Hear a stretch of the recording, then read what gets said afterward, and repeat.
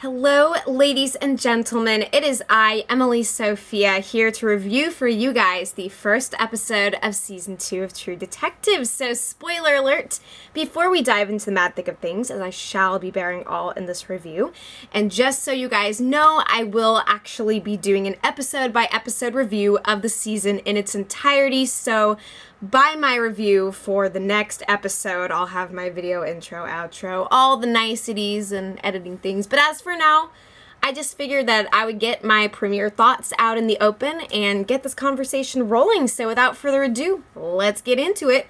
Now, as a die-hard fan and one of many of the first season of the show, and knowing that it would be following the anthology style of American Horror Story and such, I am tempted to, of course, draw a lot of comparisons between this season and its predecessor, but I'm going to try to avoid doing that too much, as I imagine that once the season really gets the show on the road, there's not going to be so much of a need to make those comparisons unless there's something crazy, compelling, interesting. And I also don't want to make comparisons for the sake of being like, oh, why don't we have Russ Cole and why don't we have the Heart and Soul Rust and Cohle duo dynamic? Why is this not here? Why is that not here? I could go on for days because fundamentally they are two different stories, and if you want to, you could think of them as being part of the same twisted universe, which is what I might do in my mind. But yeah, so I encourage you guys as well to consider the fact that this show is its own thing.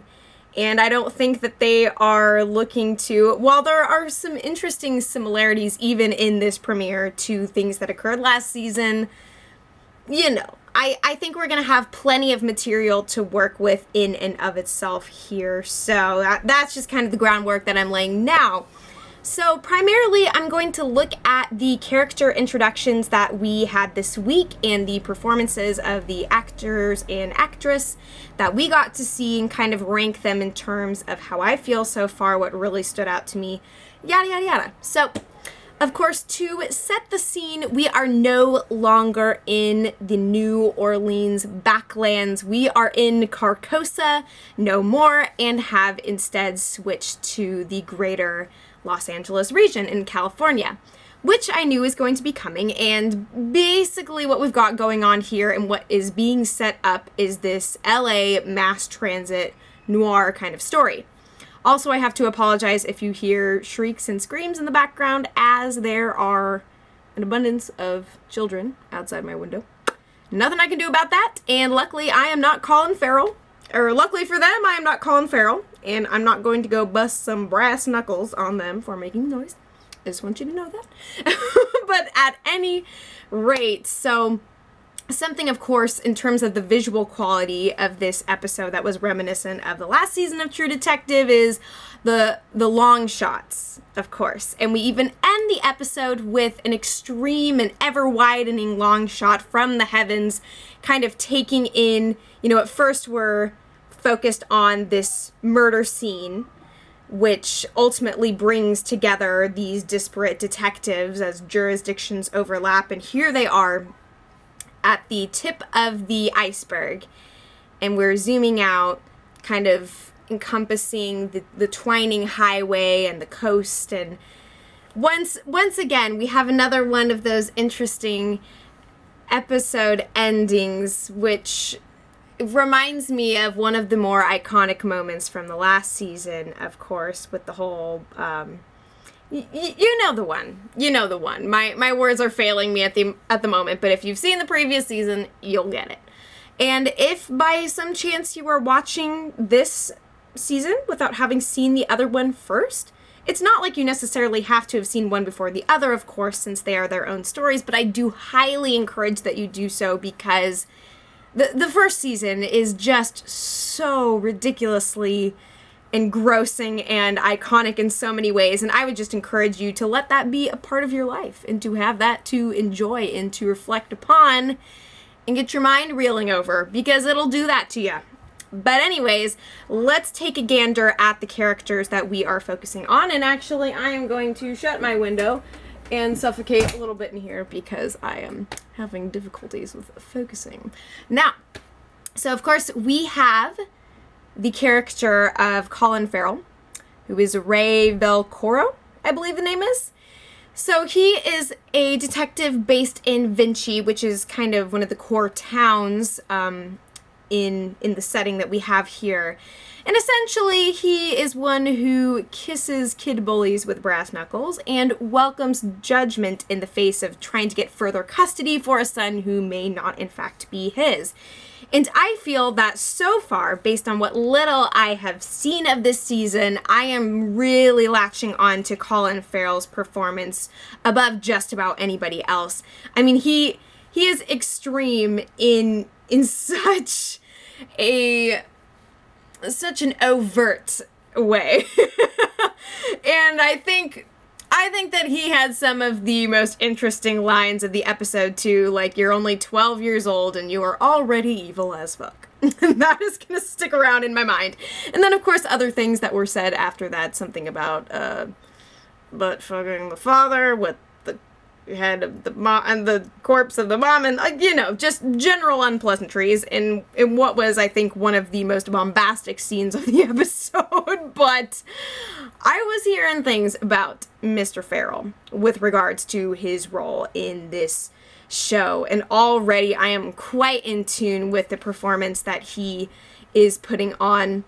We got to start the episode, of course, with Ray dropping off his son at school, lecturing him on the bullies, blah, blah, blah, asking him if he likes his Nikes, and then ultimately we see him over the course of the episode guzzling booze, getting jobs done, and dealing out justice in his way. And he, in turn, welcomes judgment. Now, this is one point that very much runs parallel with the preceding season. We all remember so very well the interrogation scenes with Matthew McConaughey's character. And we get a little tiny pinch of that while Ray is meeting with his lawyer and trying to discuss the terms of his custody of his son-ish person.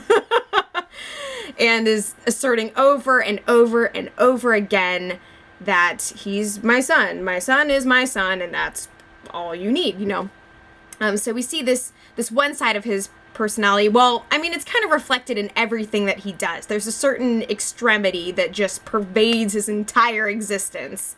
A definite violence. But, clearly this is a troubled man that we're dealing with here. And also we know that his now ex-wife was beaten and raped years ago. And he was able to supposedly uncover the identity of the rapist via Vince Vaughn's character, Frank Seaman, I think his name is. We'll just be calling him Frank, the Frankster. So he's kind of a mobster type who's starting to run more or less straight as a city developer, and he's getting ready to capitalize on a big railway deal with the city manager, Ben Casper, I believe his name is. So, of course, he has some history with Ray, given that he was the one who told him the identity of the rapist of his now ex-wife. And they've had something of a tie ever since, especially now that Frank's deal is getting threatened by bad press, the corruption of the city and blah, blah, blah. And it doesn't help, of course, that Casper has gone missing and his not-so-friendly ghost is sitting on the highway with some burned-out eyeballs. So, that's a thing. But we also get to meet Detective Annie Beesred. Again, some of these last names are confounding my brain at the moment. I will have a handle on them at some point in the future. But, so we get to meet Annie, who is played by Rachel McAdams. So she is an intense woman who, when we first meet her, leaves her boyfriend a little bit befuddled after an unusual round of sex, and then goes on the job as the county sheriff to bust an internet porn operation that, number one, turns out to be legit, and number two, employs her dearly beloved sister. So we also see, of course, in stark contrast to the previous season, her relationship with her partner, Elvis Ilinka, something to that effect, it's very much different from the heart and soul dynamic of the first season. it's a little bit cold at this point. We don't fully know the nature of their connection, but it's not going to be that same sort of anti-buddy cop thing that we got before. And that's okay. It'll be its own thing, and we're all going to deal with it. And hey, we can all go back and watch the first season of True Detective and fall in love with it all over again as its own beautiful creation. That is probably what I'm going to end up doing. Now that I'm remembering just how much I missed having this kind of show in my life. But anyways, back to the character of Annie. So she's an interesting barrel of monkeys, and she's got a kind of guru dad who is out at this religious institution by the waterfront overlooking the Pacific. She goes to talk to him about her sister, of course, attempting to get him to talk sense into her. And basically what he says is that he would not go so far as to judge her for what she is doing, and if this is her form of work, her occupation, her art, what have you, then who is he to intervene and interject and try to guide her away from that? And it's interesting and disturbing that Annie tells her sister, you should go get back on drugs instead of this. So Annie's got a very different sort of value system and is, like all of the main characters that we have in the season so far, a deeply troubled woman. And so the show is rather intense in that regard, very grim so far. But we'll see where exactly things are going to go and what kind of humor may surface along the way, or ironies or what have you. But of course we also have another interesting character, is the highway patrol officer Paul Woodrow, who's played by Taylor Kitsch. So he ends up getting put on leave after a scandalized run-in with this inebriated woman, but haha, it turns out that he is actually on the impotent side of the spectrum when he goes back home to his gorgeous girlfriend and has to take that blue pill to proceed to do intimate things. And then, of course, we see that he also has this very violent and intense side and is so intimately connected to the highway system. He even tells his boss, you know, that is where I need to be. And he ends up leaving his girlfriend after their fun rompings in bed, which is to her disappointment, but he says that he's got work, he's got things he needs to do, and the thing he needs to do is ride blind and reckless into the dark. And that leads him, of course, to discover the body that sets this whole everything into motion. It brings a group of our main characters together. Now all of their lives are intertwined, much like the cityscape of the LA region is intertwined with its roads and the the transit system wars that I think we are going to kind of see at play over the course of things. So my overall impression of the episode is that it is I guess what I'll say is this. The season as a whole will benefit a lot from a more intense focus on its characters. And being that they were all kind of separated as they were introduced to us, I think that we just didn't really get to see those dynamics because they're all kind of doing their own things. And now here they are, brought together by the body of the city manager and all the implications and craziness that is due to follow. So I think that the case itself is going to become more interesting just as the characters themselves become more interesting. So I think those two aspects of the season are going to play very heavily into one another. Because I feel like I'll be much more invested in the unfolding mystery as the mysteries of the characters themselves are explored. Does that make sense? Because that's kind of what we generally got even from the last season, was this unfolding mystery and case that was kind of running concurrent and at times intertwining very much with the personal lives of the two main detectives. So I think that that's kind of what we're getting set up for. We just didn't get a lot of it this time around. And that's okay. You know, they're getting the cards on the table, and I have confidence that what we are ultimately going to experience is something that's going to be highly provocative and entertaining. I expect very high things from this show just based on the sheer quality of what we got in the first. So I know that I was going on about how I'm not going to draw so many comparisons, but you know, you see what I'm getting at here, and that's not going to define each and every single review that I do in the future. But in looking now at the characters that we have and the performances, again, definitely Colin Farrell is taking the cake, because this guy, this is a very different kind of role in his recent years, and I think a lot of people are looking to say that it's some sort of comeback for him, but you know, really every actor has done their fair share of lackluster films, or you know, things that haven't really gotten them a lot of acclaim.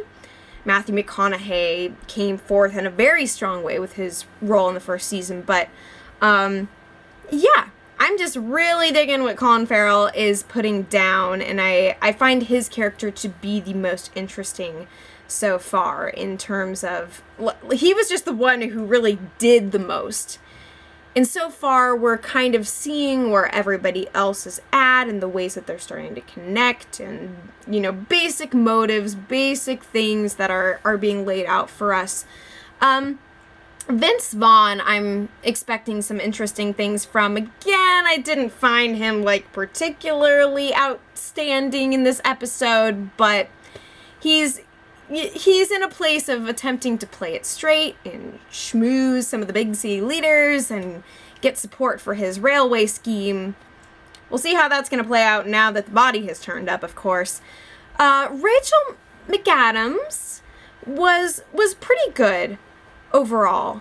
And I'm definitely trying to figure out her character and what's really going on behind the curtain of this immense disdain that she has for her sister's work and her family and what she does. There's a lot to this that I'm really looking forward to getting into.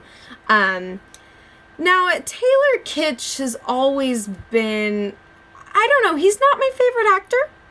I'm just gonna come out and say that. But I do think that, I just don't know. I don't really know what's going on with his character yet.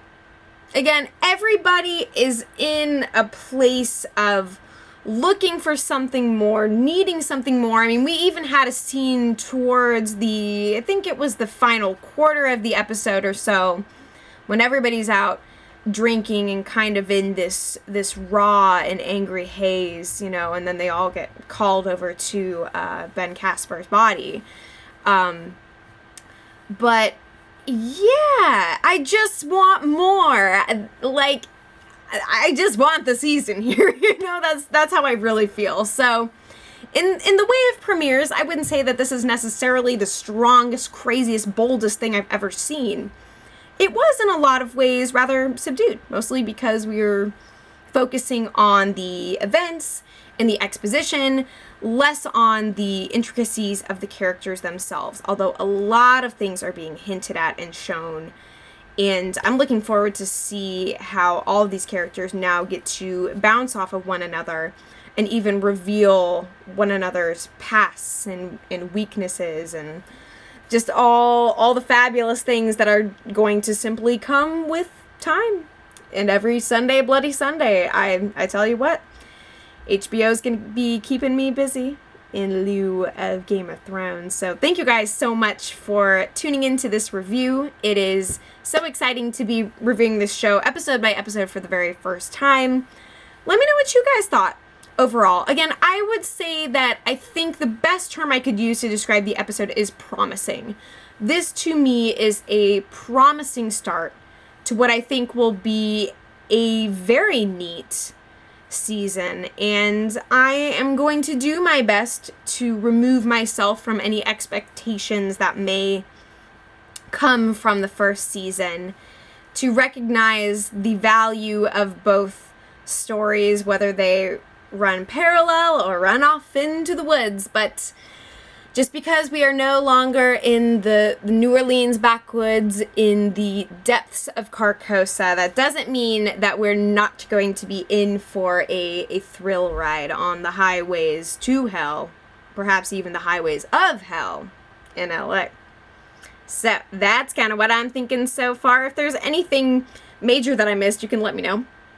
Like, again, I am still reeling from Ray's visit to the bully who vandalized his son's shoes, and just the whole way that went down was, I'm pretty sure that my jaw was dropped a story or two during that time. Just you are only 12 years old and you are already evil as fuck. Those are like the kinds of judgments that I'll make like in the back of my mind on a really bad day. I'm just looking at people being like, look at you. You are already scum of the earth. And this guy knows. He's fighting for his son. He's fighting for something. But aren't they all? So, thank you guys very much for watching this once again. And as always, I'll be back before you know it.